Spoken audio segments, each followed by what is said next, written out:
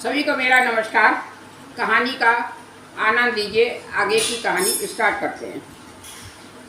अरे मैं ये क्या सोच रहा हूँ, मेरी किरण की कभी बात भी नहीं हुई, तो मैं उसके बारे में इतनी ढेर सारी बातें सोचता जा रहा हूँ और वह अपने आराम से मौज उठा रही होगी। किरण स्कूल में जाती पर उसे संजीव कहीं नज़र नहीं आता। वह बार बार यही सोचती कि संजीव कॉलेज क्यों नहीं आ रहा है। वो सुस्त सुस्त रहती, किसी से ना बोलती ना हंसती।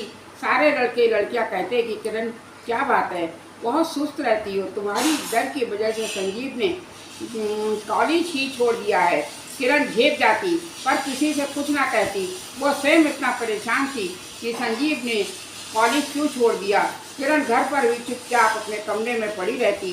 पापा पूछते तो कह देती मेरी तबीयत ठीक नहीं है। फैमिली डॉक्टर आता, देखता, कहता इन्हें कोई बीमारी नहीं है। लेकिन किरण दिनों दिन कमज़ोर होती जा रही थी। उसके पापा परेशान है कि किरण अब सहेलियों के साथ भी कहीं घूमने नहीं जाती है, कमरा बंद करके पड़े रहती है।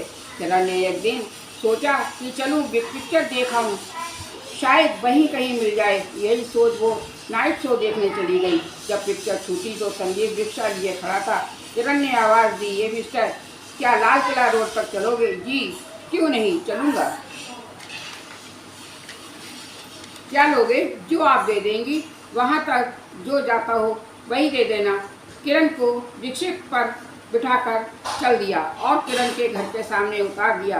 किरण पर्स में से रुपए निकाल कर देती है। संजीव किरण को पहचान लेता है, परंतु बोलना ठीक नहीं समझता है। किरण घर आकर सोचती सोचती सो गई। संजीव भी घर आकर किरण के बारे में सोचता हुआ सो गया। सुबह 4 से उठकर सीधे होटल पहुंचा और जल्दी ही चाय का एक कप पीकर ट्यूशन पढ़ाने चला गया। जब ट्यूशन पढ़ाकर घर लौटा तो पता चला कि घर से कोई खबर दे गया है, पर्चा भी लिख कर दे गया है कि पिता की हालत बहुत खराब है। ये देखकर संजीव की दशा ही बिगड़ गई। इस समय उसके पास एक पैसा नहीं था।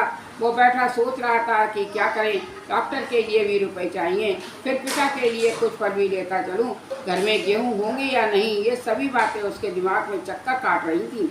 इसी वक्त किसी ने दरवाजे पर आकर कार रोक दी। वह बाहर निकला तो देखा सामने किरण कार से बाहर निकल रही है। संजीव पहले तो चुपचाप रहा, पर किरण ने दोनों हाथ जोड़ दिए। संजीव ने भी दोनों हाथ जोड़ दिए। फिर कहने लगा, कहिए क्या सेवा करूं? मेरी यही एक टूटी फूटी झोपड़ी है, शहर के किनारे 5 रुपए पर ले रखी है। बताइए मुझ गरीब से क्या काम है?